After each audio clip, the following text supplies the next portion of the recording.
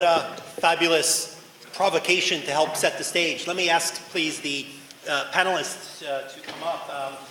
I think Karine really sets us up to understand, as we look very specifically now at how to deal with one aspect of what she raised, how to deal with online terror recruiting, how to deal with hate speech online, how incredibly complex this is. I'd say we certainly recognize that when we talk privacy, we really are talking about the challenges of data. And I think Karine gave us a very good sense of how the solutions are not easy. The solutions are probably multi-stakeholder. But do we even know how to do multi-stakeholder engagement?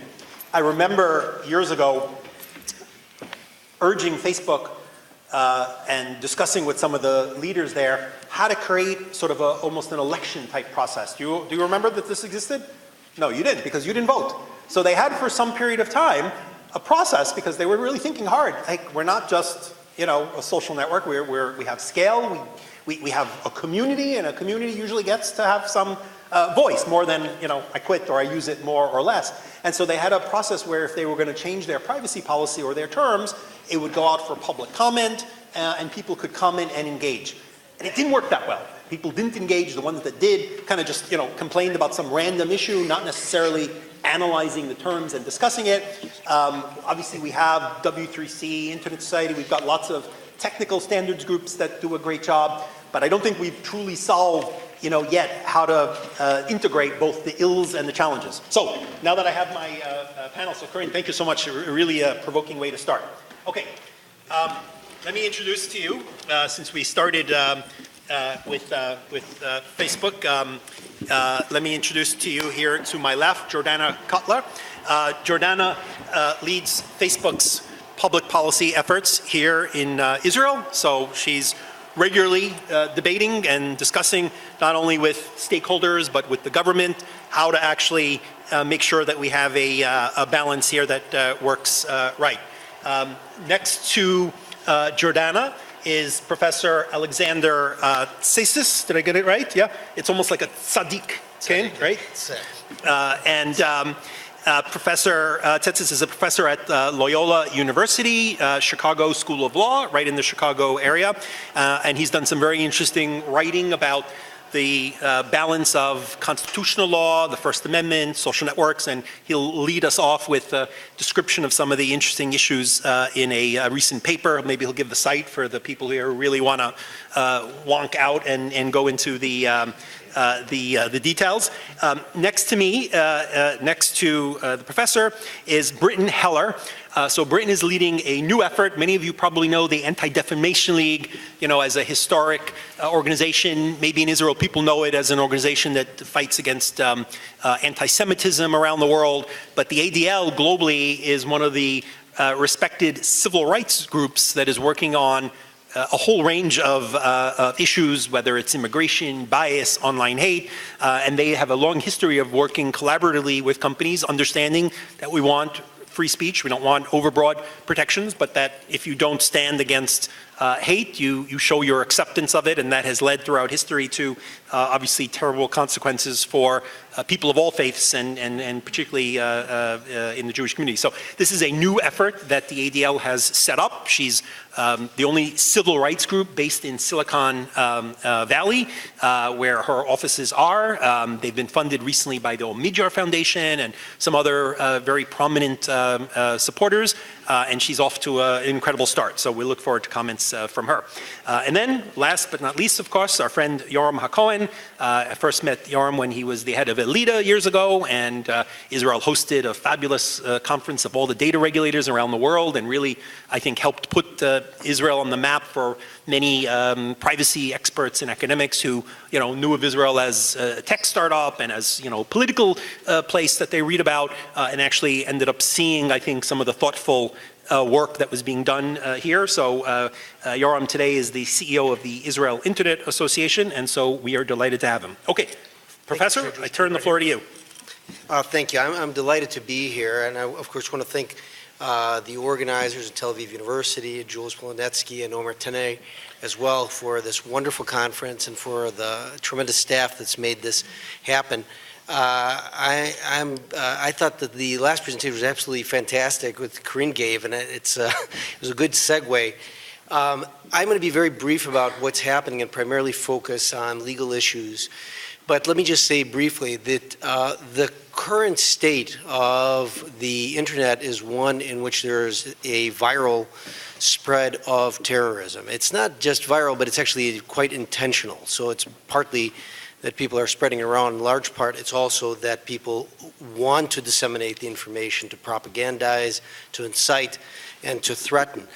I just looked up Alawaki's videos on YouTube. This number keeps going up literally every time I look it up. Right now there are 80,000 today, just as of a few minutes ago, there are 80,000 videos of Alawaki, even though he was instrumental in influencing both the shooter in Texas and the Boston bombers during the marathon, and has been just a tremendously influential person. Besides that, you can get Shekau's videos, the leader of Boko Haram. If you have a difficult time understanding his language, he speaks several. You can get the translation of those videos. So there's a widespread of terrorism. We know, for example, from the French minister in cyber law that approximately 90% of the people who are indoctrinated into terror begin online. There is a dark web, of course, which is difficult to penetrate, and one has to know how to do it. For example, by terror groups saying, contacted me at this particular email address at this particular time using Tor or some other tool that obfuscates one's identity. But much of the stuff, if you want to initiate your knowledge of it, is just available right online. So what I want to do is to set out a statutory framework of what's possible so that what the commissioner was telling us earlier, Commissioner Jourova, that we have to be both cautious about having a totalitarian state as well as having complete anarchy, and to try to set some sort of a balance. And my argument is that regulation is necessary because self-policing by internet information providers has proven to be inadequate. I'll give you an example just by way of an anecdote. I was at a conference on free speech. It's a well-known conference. And I spoke to the general counsel of Microsoft, and I told them how much terror videos and indoctrination things there are online. He said it couldn't possibly be. I told him how much there was on Facebook. He denied this. He really denied it. I mean, it wasn't at all nefarious. He just didn't believe it. And he told me whom I should contact at Facebook. I don't want to say the name because we have a Facebook official here, but it's someone very high up in the public policy management department. He was a wonderful gentleman, very concerned, very much against anti-Semitism, very much against the spread of terrorism. As an individual, he was a very responsible person, but he had absolutely no clue what was on there. So much, when I told him there were terror videos and particularly hatred against Jews, he began talking about anti-Israel material. You can't really stop anti-Israel material. It's political speech. And of course, I agree with that. You could speak against any country you want to. But I pointed him to a variety of Facebook pages that Facebook had refused to take down even after numerous attempts and people contacting them, calling directly for the murder of Jews, showing knives, people approaching Haredim with knives in Jerusalem, things specifically saying to kill the Jews, things that should have been easy through an algorithm to be able to identify. And as I say, it wasn't, as an individual, he was more than happy to try to work on that. But he wasn't even aware that it was there, even someone who was that engaged. So with the fact that I think that the voluntary actions of Twitter, YouTube, and Facebook are unlikely to result in rigorous and sustained achievements to stifle terror, recruitment, propaganda, and incitement, that there has to be something that's very explicit. One thing that what's critical to develop is something that will not violate free speech rights, and on the other hand, be rigorous enough in order to identify terrorist speech on the internet. One way to do so, and I think one that's very necessary, and is to develop a transparent method for allowing both public input and for allowing terrorist or groups that would be named terrorist by an international body, European Union or whomever, and state governments, US, UK, France, or Israel, or whatever country, so that people could have some input, so that it would be a public administrative hearing, but at the end of the day, that there be some decision as to whom to designate. So for Hamas, Hezbollah, ISIS, a variety of other things. I mean, not only them, right? There's also Liberation Tigers of Tamil. There are a variety of Revolutionary Armed Forces of Colombia. There are a variety of terrorist organizations. They're actually named currently as designated terrorist organizations in the United States. Now, some people say that calling something a designated terrorist organization is ambiguous, right? This absurd concept of one man terrorist is one man's freedom fighter. Well, there's a very clear definition in the U.S. law of what is a terrorist, and that is an organization that uses systematic murder, tries to acquire nuclear technology, uses bombs systematically in order to spread ideology. The term is very clearly defined in U.S. law, which is the law that I know best, and one that certainly could come out and would allow a court to examine, to identify. First of all, you've got the protection to avoid totalitarianism. You've got the ability to have a public hearing. The second thing is, of course, you can have judicial proceedings in order to identify whether or not those administrative proceedings were done through a due process where everyone could get their view across. And that, I think, is one method of protection. Something that I think is quite common, both in Europe and in the United States, is that speech that threatens, incites, and speech that would cause an instant fight, something that would create or material support of terror, seems to be consistent and across the board. In other words, even though the U.S. is the most speech protective regime, being very libertarian, or as one speaker said earlier today, actually I think it's Omar who said it earlier, property oriented in their speech. I would call it libertarian, that is to say more speech is better, which certainly did not turn out to be correct in Rwanda, in Nazi Germany, in the United States when it came to Native Americans, in Mauritania when it comes to black slavery there. I think that speech model is flawed, but that's a subject for another time. I think there is enough overlap in these states so that they could create their own sovereign statutes, but also to have some international cooperation. My time is almost up, so let me just say some other things that would, I think, both balance the need of society to protect things that are dangerous in the most serious of ways, and yet at the same time protect against government overreach. One is probably extremely obvious, and that is there has to be a criminal procedure. Right, so that's proof beyond a reasonable doubt, or something that's comparable, that's the U.S. standard, or whatever is comparable in different countries.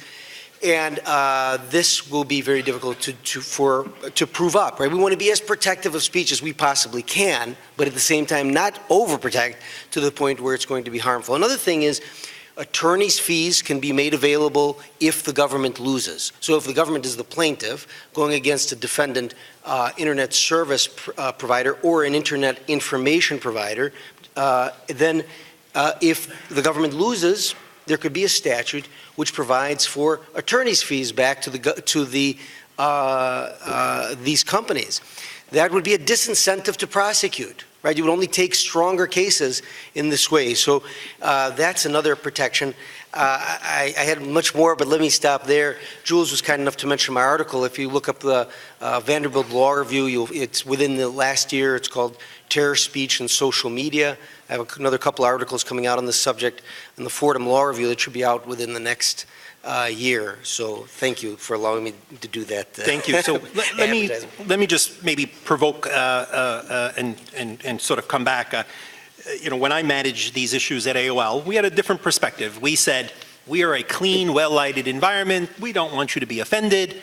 And my team set very strong policies, and we took it all down.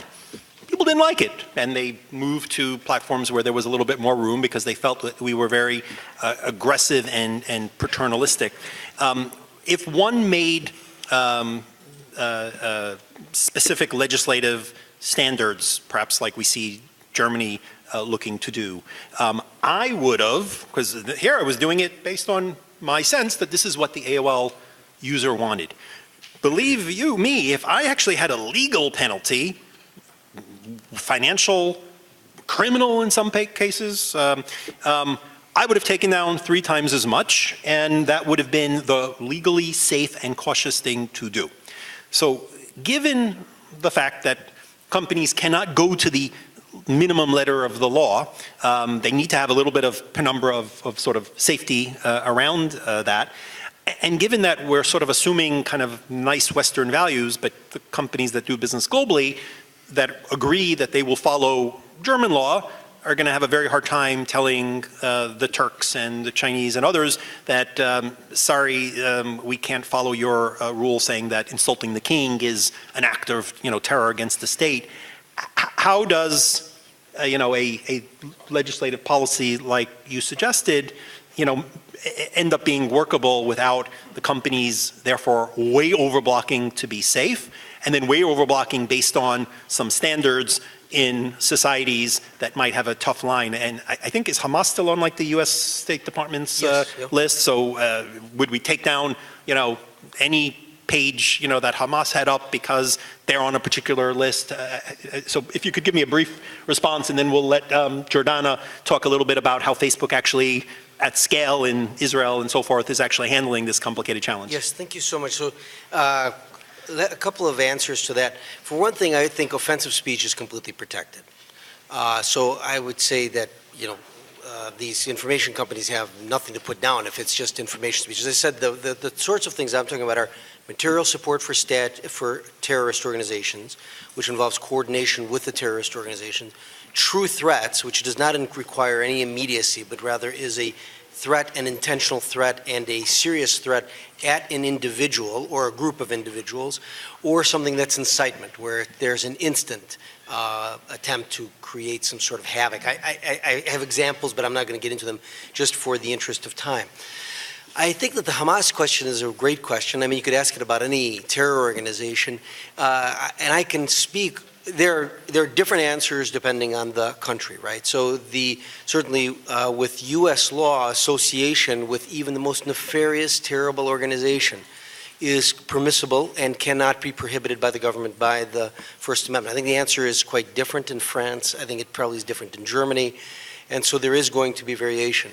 We're always going to have some sort of a difference about, you can't say anything about Erdogan, for example, and this autocrat who's running around and throwing people into jail, who certainly would think if you said something against his government, then you're committing hate speech. I think the answer to that is that political speech, no matter how obnoxious it is completely protected. But when it speaks seriously about overthrowing governments, which is a testable issue in court and very, very difficult to prove, then you're talking about something else. So I think the standards have to be extremely difficult. They should only be in certain exceeding times permissible, and this would help to allow speech. And I apologize, it's kind of a short answer. I could talk later on, but I also think it's much more important for my co-panelists. So let me bring in Jordana. Let me just, before we finish insulting sort of the non-Western countries, let me tell you that when I was a New York State legislator, one of my colleagues proposed a bill that we revoke the charter without any hearing or investigation of the New York chapter of the National Man-Boy Love Association. Now, perhaps this was not a nice organization. We had no clue. All we knew is that it was a pretty offensive title, and I had to vote, and do you think I was up for re-election? I understood the civil liberties issue. I wasn't going to vote against this bill. I was there, and one of my colleagues voted no, to his great respect, and then unfortunately lost his next election. So, even in some of the most liberal democratic societies, we see legislators increasingly. So, Jordana, it sounded like the professor's sort of prescription of the kind of things that ought to be taken down sounded reasonably like what I think Facebook's policies are in terms of inciting violence or support for terror. Can you give us some understanding of how the platform handles these issues? Yes. Thank you. First, thank you, Jules and Omer, for inviting me to be here today. Thank you also to Liron for putting everything together. Before I go into the granular on what you said, I just want to kind of take a step back and look overall at how we see these issues of content and Facebook in terms of our mission and where we stand. I thought it was just really interesting that the timing of this panel hits right when Facebook just changed its mission. I don't know if anyone saw that last week, but I just wanted to share with you just a quote from when Mark posted about that, how he sees our new mission, which is to give people the power to build community and bring the world closer together. What he said was, quote, "For the past decade, we focused on making the world more open and connected. We're not done that yet, and we will continue working to give people a voice and help people connect. But even as we make progress, our society is still divided. So now I believe we have a responsibility to do even more. It's not enough to simply connect the world. We must also bring the world closer together." So what started out as a way for college students in the US to stay in touch is now used by nearly 2 billion people around the world. And the decisions we make at Facebook affect the way people find out about the world and communicate with their family and friends. But as more and more of our lives are online and technology transforms the way we live, we all face challenging new questions. And I'm sure a lot of them, we raise some of them now, and throughout the course of the day, we've been discussing them. And inside Facebook, our teams debate these questions every day. And as many of you in the room know, we consult with experts around the world for guidance and advice. I've been at Facebook now for almost a year, and I've been blown away by how serious Facebook takes our responsibility for our impact and influence in the world. We started a blog this month that will address some of these hard questions in a much more open and transparent way. It's cleverly called Hard Questions. You can find it easily. The first one has come out and focuses on how platforms should approach keeping terrorists from spreading their content online. And I'm happy to delve more into that, but I didn't want to go into all the details quite yet. But this is something that we're spending obviously a lot of time on. The goal for these topics is to cover a very wide range of issues, such as after a person dies, what happens to their online identity, how aggressively should social media companies monitor and remove controversial posts, and also who decides what's controversial in a world filled with different cultural norms. As we proceed with publishing these, we certainly don't agree everyone to expect with the choices we make, and we do not always agree internally, trust me on that. And honestly, as you all know, sometimes Facebook just gets it wrong. But even when you're skeptical of our choices, we hope these posts, or even events like my being here today, give you all a better sense about how we approach these issues and how seriously we take them. And we believe that by becoming more open and accountable, we should be able to make fewer mistakes and correct them faster. Keeping all of this in mind, I think it's important to note that the internet flourished in part because the operators of online platforms enable people to share information without the fear that the platform will be held liable for the content created and shared by any third party. So-called intermediary liability provisions are the cornerstone of positive legal frameworks in many jurisdictions. These have enabled tech entrepreneurs and investors to make decisions which have created numerous inventions. They've grown platforms which have helped in turn create millions of tech jobs and enabled billions of people to communicate in ways that were never thought possible before. Without strong protection for intermediaries, the threat of liability deters internet investment, innovation, and the growth of online platforms that benefit society. Taking all of this into account, we believe our community standards are necessary to encourage open speech and expression while prioritizing the safety of the people who use our platform. On an average day, more than 1 billion people use Facebook. Designing policies that both keep people safe and enable them to share freely means understanding emerging social issues and the way they manifest themselves online, and being able to respond quickly to millions of reports a week from people all over the world. We have a large multidisciplinary team of 4,500 people around the globe who are expertly trained to review reports and ensure we have 24/7 coverage. We also just recently announced that we are adding 3,000 people to this team. These teams include specialists in areas like counterterrorism, which our team is now at 150 people, child safety, hate speech, and harassment. We also employ software engineers to develop review systems, quality control managers, policy specialists, legal specialists, and general reviewers. And we support over 30 different languages in this team. But for our reviewers, remember, it is not just language they need to understand, it's context. It's hard to judge the intent behind one post or the risk implied in another. When someone posts a graphic video of a terrorist attack, will it inspire people to emulate that violence or speak out against it?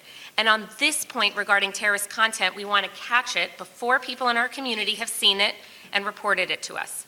We revealed this month that the majority of accounts we have removed for terrorism, we've actually found them ourselves. But we know that we can do better at using technology, and specifically artificial intelligence, to stop the spread of terrorist content on Facebook. Although our use of AI against terrorism is fairly recent, it's already changing the ways we keep potential terrorist propaganda and accounts off Facebook. But AI can't catch everything. Figuring out what supports terrorism and what does not isn't always straightforward, and algorithms are not yet as good as people when it comes to understanding this kind of context. This is why we want to make sure that we work closely with governments and policymakers all over the world, as they have a key role to play in providing expertise that is impossible for companies to develop independently. As the head of policy for Facebook in Israel, I have a seat at the table when we create these global policies, and I provide input into their development based on my local expertise. We are conscious of being locally responsive, and that is why I spend a great deal of my time working closely with partners in the government, members of Knesset, NGOs, academics, people like you. So I'm happy to delve into more details. I don't want to go over my time. Thank you so much for having me here. Happy to answer anything. Well, so Jordan, let me ask you this question. Clearly there's, huge teams responding and so forth. But when you hear the professors sort of critique that, yes, this group or that group has been able to identify, content that didn't come down or should have come down sooner, is the issue just, this is hard and it's at scale and we don't have AI yet that's, today nuanced enough to know that that's not a nude young girl child porn, that's a famous, picture, so the AI will learn, and then hopefully the next one that really is child porn, it'll know is not simply the famous, artistic picture. And then again, how famous does the artistic picture have to be? How much of a news event, is it for it to suddenly, be of literary value? So what do you say to those who, maybe have reported content or see stuff that they think or read reports and say, well, that's still there. Is that just because this is hard and you think you're still catching up? Or is it that people really have different views and sometimes see something as, black and white and there's really more nuance to it? So I just would want to put the issue of newsworthiness aside in the terror of war video, because I think that's a whole separate topic than the terrorism one. So I can handle both of them. But in terms of the terrorist content, there is absolutely no place for terrorists on Facebook. And we want to make Facebook a hostile place for terrorists. So Hamas cannot have a place on Facebook in any form, whether it's an official Hamas page or it's a page that we learn is being operated by Hamas, even though it doesn't have any Hamas propaganda on it. So we don't want terrorist organizations at all, period, to be on Facebook. So to the people that reported content and that content didn't come down, we don't always get it right. And I think that my assumption is that happened at least over a year ago.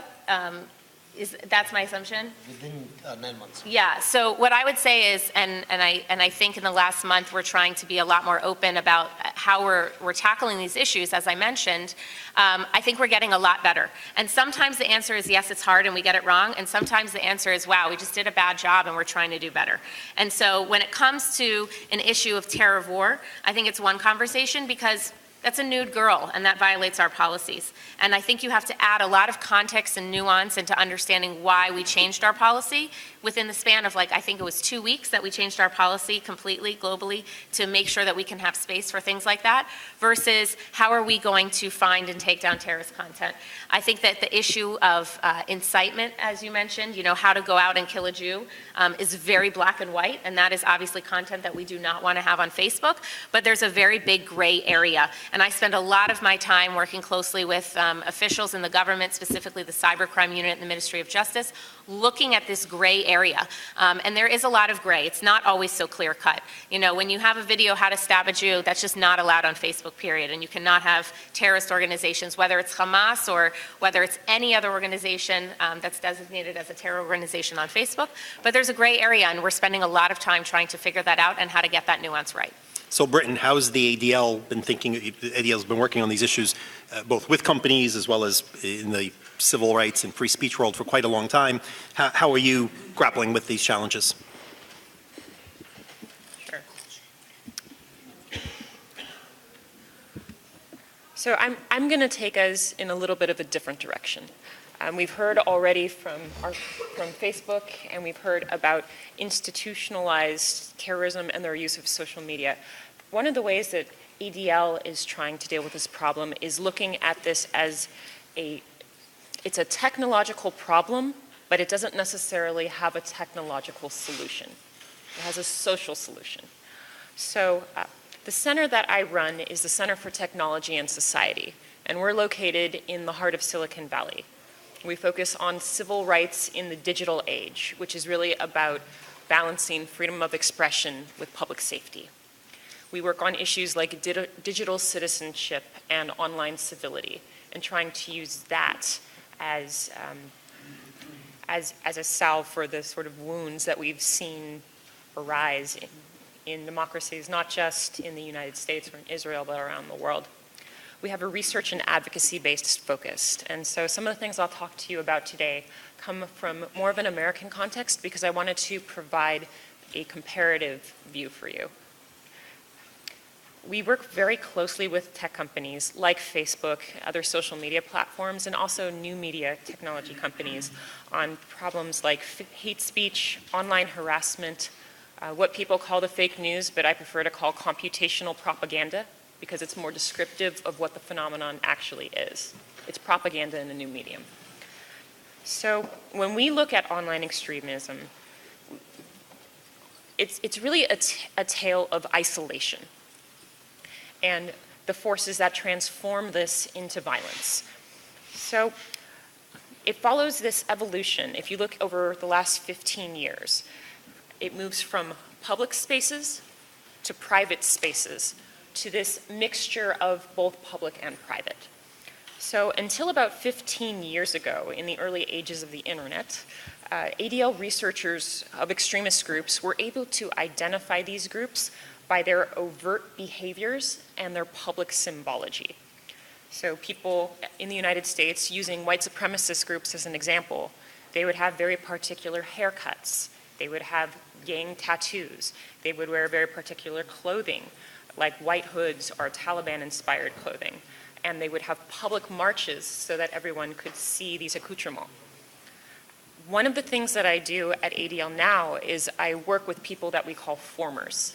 And so these are former members of extremist groups who have since changed their mind and now speak out against those ideologies and activities. One of these in particular is a former ISIS recruiter and a former skinhead. He talks about looking for the lone wolf. And so these are individuals who don't have strong ties to community, family, friends, or other social structures. So the reason that lone wolves will go towards extremist groups is because this provides a sense of friendship and belonging, which is then coupled with a new cohesive group identity. And so most often the way that this identity works is that they create this other, and oftentimes by throwing on notions of inequality, injustice, and inferiority. So saying, come join us, we're a superior way of being, you're a superior person, we're just like you, you're just like us. And so that's the way that people drink the Kool-Aid. And it's this combination of ideology and self-identity which can result in violence. If you look in the early years of the web and the onset of social media, these are the same tactics that people used online to try to get these individuals into their groups. So social media and individual websites became a really fertile ground for the organization, coordination, and development of these terrorist ideologies. You saw hate speech combined with symbols. Groups like Stormfront, which is the most popular online meeting place for white supremacists, were founded, and thousands of people gathered to share their views, to exchange ideas, and to plan events. It also hosted other extreme websites and radio shows. For time's sake, I'm going to go forward to today. Today, there's a paradigm shift. And so, in the past, we saw these groups using the internet openly to try to recruit people. It was very easy for ADL to on the open web, see who belonged to what group, what activities they were promoting, what they were planning, where they were doing it, when it was happening, and who their friends were. But people get smart. So they moved from the open web to more of the closed web. And I'm a former law enforcement official, and so it's very challenging when these things go underground to track their sources, origins, and spread, and actually be able to tie their activities to real-world violence. Today, you see a hybrid of the two, where the groups targeting people, individuals to join their group, want to have this openness about them. But they have a respectable guise to it. So if you look in the United States, a lot of the neo-Nazi and white supremacist groups, they'll have respectable haircuts now instead of gang tattoos and very identifiable clothing. They have they're kind of, they wear suits. They try to join civic organizations. They make it seem like a very respectable civic activity to get more people in. And then when it comes to promoting hateful activities or potentially illegal activities, they move into encrypted spaces, the dark web, or private servers. So open recruitment, but private discussions at the same time. In the words of a former white supremacist that we also work with, he says that we helped create the notion of the alt-right, which is a group of loosely affiliated supremacist groups in the United States, back in the 1980s when we were pushing the idea of leaderless resistance. Be a lone wolf because you're harder to detect. You can maintain the ideology, dress it up, and make it more palatable to the average American who might have a grievance. So today's extremists have haircuts they call fascies instead of white hoods, and they posture as intellectuals. This is really important to understand when you look at what we're dealing with in the current global political environment. Today we're seeing an unprecedented uptick in racial, religious, and ethnic attacks, both in hate crimes and online targeting. The Center for Technology and Society, in conjunction with the Center for Extremism at ADL, did a study, and we were able to look at the targeting of journalists online leading up to the election season in the United States. We were able to quantify 2.6 million anti-Semitic tweets, which had a reach of 10 billion with a B impressions on Twitter. So that's how many times it showed up on people's screens. And when you look at language like that, you see the process of fringe extremist speech becoming normalized. There was a further strike after the election. We've also seen a corresponding spike in real-world violence. In the first quarter of 2017, there were approximately 175 bomb threats against Jewish institutions in the United States, implemented using platforms. In all of 2016, there was one. So this is the silver lining. What we're talking about are problems that are implemented by technology, but they have a social solution.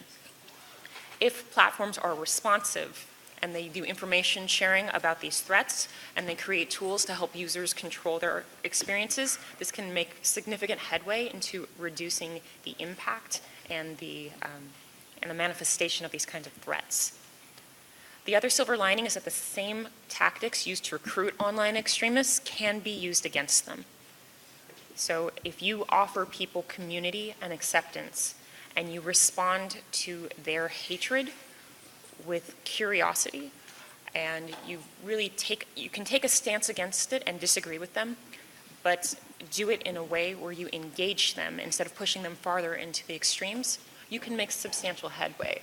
And at ADL, we've actually brought along people who used to be former ISIS recruiters, former Westboro Baptist Church members, other former extremists, and they talk about the process through which they were de-radicalized online through the same methods that were used to recruit them. So it works. And then the other silver lining is that at ADL, we're working on it. We are connecting advocacy to research and policy and looking at new ways to deal with this medium to address a really age-old scourge. So, thank you. So let me ask you this, and also let me ask everybody, since it's a little bit noisy next door, really own the microphone, like you're a preacher. So everybody seems to clearly want more transparency as the platforms make these very important decisions, and Facebook talked about questions and some more transparency that's coming. A professor called for regulation. Commissioner Jourova said they can work more cooperatively with companies at the European level in a more self-regulatory way. How do you look at, do we need laws that today don't exist, or are the legal protections that are applicable online and offline already relevant, and the rest of this needs to be filled in by policies? I think the answer is yes to both. Self-regulation, we believe, is the way forward on this because the environment is so volatile. So if you looked at the United States, things that would be considered hate speech 10 years ago are not considered hate speech now, and I guarantee if you look forward 10 years, things that will be considered questionable today may not be considered questionable then. So because this is all an iterative process, you want to make sure that you are not squelching legitimate speech. When I started at AOL, we didn't allow you to create a screen name or an email called Dyke at AOL or Kike at AOL, because clearly you were doing this to offend people. Years later, we had groups coming to us saying, wait a second, I'm proud Dyke at AOL, I'm Kikes on bikes, Jews that ride motorcycles. Why are you stifling my pride?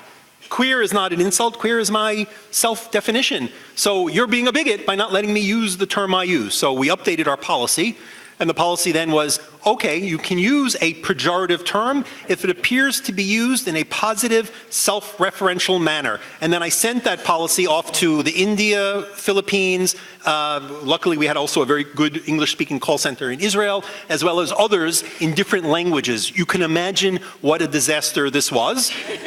I went to visit the Oklahoma Center where we had a very good team, and they said, okay, we're following your policy. So somebody creates a term and they seem to be proud Dyke at AOL, but they spend all their time in the Christian chat room where they're there to offend the Christians, although they're being proud, and like, oh, what do we do now, right? So it's complicated, as you see, and it changes. All right, Yoram, bring us back to Israel and some thoughts and reactions. Yeah, well, first of all, thank you for... And again, let me ask you all to use the microphone like you're a radio announcer, because we want to get it all on the stream and so forth. So, you hear me? Yeah? You hear me? Yeah. So first of all, thank you for inviting me, and second, for not putting me into the privacy and data protection chapter. I totally agree. I didn't coordinate it with Karine, but I totally agree that privacy is not the most important issue anymore. It is democracy, and maybe privacy is in the heart of the discussion because of the usage of personal information. But I think that what we are looking back in the last few years, then the question is more about democracy and not just privacy. So. A few words about the Israeli Internet Association. We're a non-for-profit organization that lies on two foundations. On one hand, we are the managers of the Israeli ccTLD.il and the operator of the Israeli exchange. Microphone. I don't know, the microphone. Maybe it's, okay. Now it's better? Yes, yeah, okay. Go ahead, like that. These are two very important infrastructure in the Israeli Internet. Yeah. It's Yeah, but you know, I'm an Israeli, I have to read. On the other, we are the most active and present NGO on web democracy aspects. We conduct various activities which are relevant to this discussion. We are operating at a Safe Internet Center, a 24/7 call center that assists Israeli with issues like hate speech, privacy infringement, improper image upload, shaming, sextortion, phishing, you name it. And we are in the midst of building cybersecurity for individuals and small businesses. We publish policy papers and we conduct policy initiatives to keep the values of free, safe, privacy-preserving, competitive, advanced internet. The embedded contradiction in this list are inherent in this discussion here now. And we sometimes go to court when the governmental or private activity is threatening those core values, and we consider that it's against the interests of the general public. And we are the Israeli chapter of ISOC.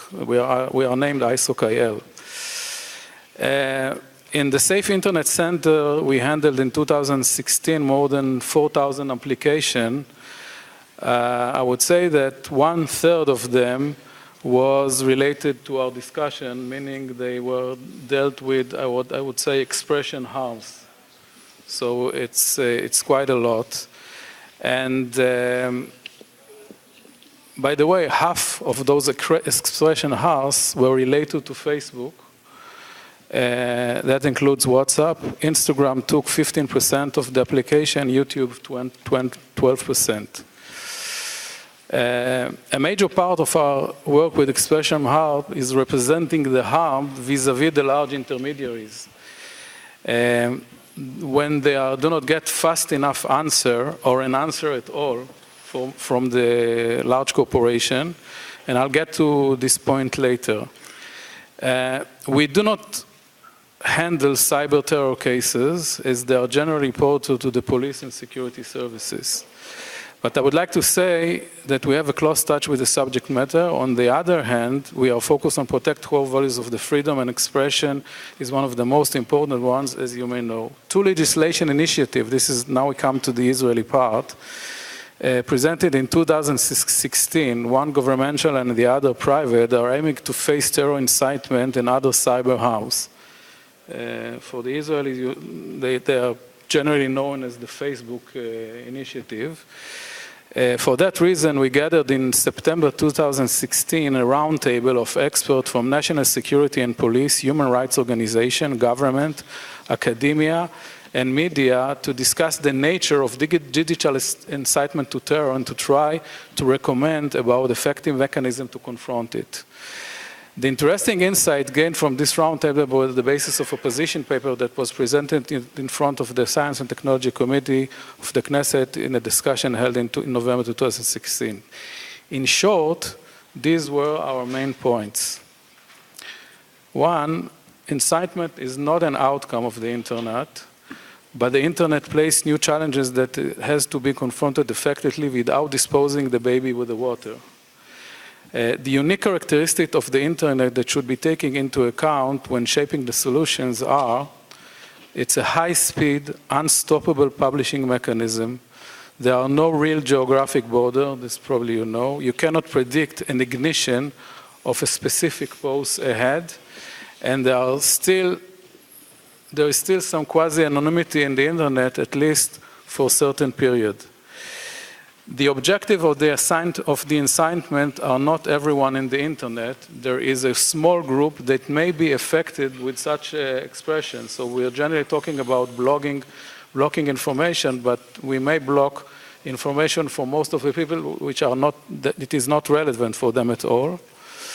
And expression rests on profound cultural roots. For instance, legitimate religious texts may sound as incitement for foreign ears. This was a very interesting remark going on by a former intelligence expert. Unless it contradicts the terms of use of the intermediary, contrary removing writs are jurisdiction dependent, so local legislation, this is relevant to the Israeli local legislation, may block expression from Israeli citizens only and not affect the real objective of incitement. In that sense, there was a question whether Facebook treats Judea and Samaria as Israel or not, because if you block and Facebook comply with Israeli writs, but it appears in Judea and Samaria, it doesn't have any effect about incitement to terror. Automatic content blocking mechanisms are subject to the first, overblocking, and second, underblocking degree errors. Such technologies should be controlled with an effective and fast human intervention, and to the intermediaries, don't leave those missions to the NGOs to do. Private corporates should not decide solely upon expression blocking. Such issues should be subject to a dedicated, speedy, and expertise legal process. And the last one is transparency. There should be transparency of blocking from both sides of the equation, both from the intermediaries and from the state that asks for those such blocking. I have a very interesting and important example that I think gives quite a good picture about the problems. During the last autumn, after the hot Israeli summer and before the blessed rain started, fires happened all around Israel. There were rumors, or even in one case some real evidence, that some of those fires were ignited by Israeli Arabs or Palestinians. So a Bedouin blogger named Anas Abu Abbas published in classical high-level Arabic language a satiric and cynical post in Facebook opposing to such ignition activity if occurred by other Arabs. The Israeli police used Arabic-Hebrew Google Translate process to start the investigation for incitement. Two magistrate judges and one appeal district court judges ordered to jail the guy for 3 days. 2 weeks later, the prosecution annulled the file for no case. This is an outcome of mixture of bad usage of technology and legal system that is not cautious enough for such cases. Thank you. Well, I think that shows you how challenging it is, and it sounds like perhaps the Bible and the Quran and several other holy books would be wiped off the internet if we took some selective passages, frankly, exactly. And clearly a challenge. Okay, let's go to some of you here in the audience. Do we have some questions for our speakers? Yes, sir. I have 2 different questions. Let's see the first one first, and if we like it, we'll give you another one. I know you employ lawyers. Do you employ linguists too? Is that a question for Jordana? For the Facebook, AOL? AOL is gone. Sorry. It's now called Oath. Oath. That's the name. Emet. Oath. Part of Verizon. It is an algorithmic way of catching certain things. And usually you dwell on keywords. But the problem is beyond keywords. It's syntactic. You take 3 keywords and suddenly you characterize a person or the institution without using just 1 keyword. So I'm just wondering, what is your algorithmic approach to seizing characteristic and excluding something because it is not just keyword, but because... Got the thought. Okay. Okay, so I think what you've really done in your question is capture the heart of why we are currently using human reviewers to look at our reports. So right now what we do is when someone reports content on Facebook, it goes to a reviewer that's usually a specialist. I mentioned we have general reviewers, but they're usually a specialist in the subject matter of what that report is. So if it's harassment, if it's sextortion, if it's hate speech, it will go to a reviewer trained in that specific area. So they're not just translating, they're a subject matter expert who's looking at the context around that post. Now, so I mentioned a little bit our use of AI and algorithms. That's something that we're just really starting to do, only specifically on the issue of terrorism. But even when it's caught by an algorithm, it's then going to a human to review it. So it's flagging it, putting it in the queue, and then we're taking a look at it. When you put in the the question, how quickly do you get an answer? Our reports are, on average, a 24-hour response time. Now, the second question. Yeah, the first one was okay, good. Suppose that Mr. Timbuktu deprives his people from the internet for a while because it has adverse material. Like China, which doesn't allow Facebook. I'm calling Timbuktu, I could call him Erdogan. But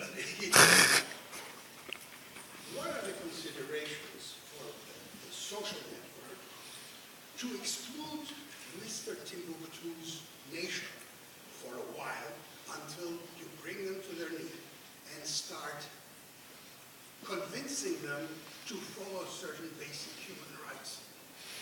And considerations are, of course, you lose a market.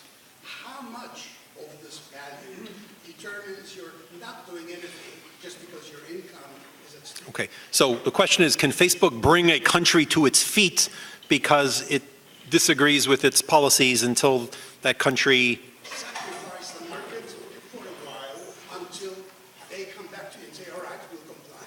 Okay.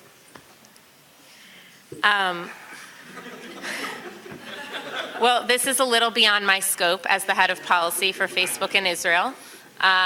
There's no danger of Facebook leaving Israel yet? Not yet. Okay. But what I can say just from my place here is that I'll answer you from Israel, because this is the area that I'm responsible for, is that that's why we work hard with the government here, okay, and with policymakers here to understand what their concerns are and to make sure, as I mentioned, that we're understanding what's going on in the local area when we take our policies into consideration. Now, what happens is sometimes there's a gap between our policies and where our community standards are and local law. And when we get into that place, we respect local law and we block access to content that is against local Israeli law. We publish the number of pieces of content that we block in Israel bi-yearly in our government transparency report. You can see that for every country in which we operate. You really want to exclude a country publicly so that they feel that they're excluded until they comply. So I'll give you the answer. They will not do it. But I don't think your answer, sorry, let me actually answer. And I don't speak for Facebook, but I work with more than 150 companies. The decision that a company makes is not, hey, we don't like your policies, we'll exclude you. The question is, in order to be available in your country, I'm told I must hand over, user data without any criminal process, or I must censor all my search results and never say the word Tiananmen Square, and so on and so forth. And so the question that the companies need to make is not sort of can I punish you by not going into your market? Am I willing to compromise certain principles in order to be available in the market? And that ends up being a very complicated question, because guess what? In Germany, issues that we would say, well, I want to sell Nazi memorabilia. I want to put it in my museum and spit on it, or I want to show the history. I want to put it in a museum. What do you mean? But yet the Germans have a history, and Israel is trying to also figure out its balance. And so the challenge is, what's the natural tension? Well, we don't like this, but it's reasonable that we want our product to be available. There's more benefit to allowing freedom of expression. Or no, we would really have to provide a neutered version that would really violate our values. And that, I think, is a hard case-by-case example. But I saw another hand. Did I see another question? Yes, sir. Yes. Why is the policy of what is allowed and what is not allowed so opaque, so obscure, and then once people get blocked or the content gets blocked, there's really no way of asking what went wrong, what was done wrong, and there's really no way of appeal your decision, and the only way really is to get to the media and have and make a big stink about it, and sometimes that causes Facebook to change its mind and unblock people or unblock content and actually admit that it made mistakes, which is very natural to make mistakes. Well, so I think I just reverse engineer your question, because I know you are really in the weeds on these issues. So I just want to zoom out for a second for people. I don't think it's looking at it like if something goes to the media, it's like we're forced to admit we're wrong. I think that we learn things from the media and we learn things from the community all the time. So I wouldn't say it's a bad thing. If we found out we made a mistake, we want to correct that. And that's what, again, as I mentioned, the series of these posts are about. We did one on our community standards. We've done now this one on counterterrorism. And really the point is to be more open and transparent. You know, as I mentioned, I'm all the time going back to my global teams and saying what's happening here on the ground, and transparency is always on the top of that list. I understand that that's something that people are looking for, and I really hope in these posts, I really personally think for the counterterrorism one, we go much more in depth on some of the challenges that we're facing, and I think you'll start to see that on the other issues. In terms of the appeal issue that you mentioned, it's something, again, because we work at such a big scale, it's very hard to do. We are trying to do it. It's being rolled out slowly on specific kinds of issues. So right now, for example, if a page is blocked or taken down, there is an appeal method for that, to go back and to say what would we need to correct in our page, what did we do wrong, how can we fix it. So again, slowly, depending on the type of violation, because there's so many different, it could be an IP violation, it could be hate speech, it could be terrorism, so you really go into the nuance, and so for each of those at scale, we're trying to figure out how to have better communication with the user. Well, hard questions, and it sounds like the answers are increasingly being developed, and it's going to take a real partnership between companies, government, and advocates. And I appreciate Jordana being engaged to answer the hard questions and to show us the thinking, and our panelists, Professor Tsetsus and Yoram and Britton. Please join me in thanking them, and we'll move to our next panel. Thank you.